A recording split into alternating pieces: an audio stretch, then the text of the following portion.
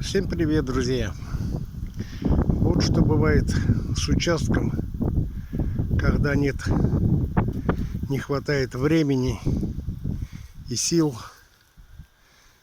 навести порядок вовремя.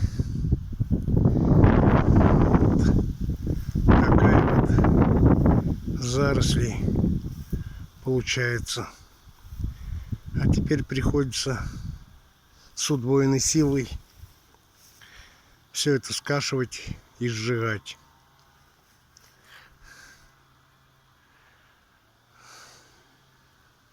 Вот так вот, друзья. Всем пока, всем добра.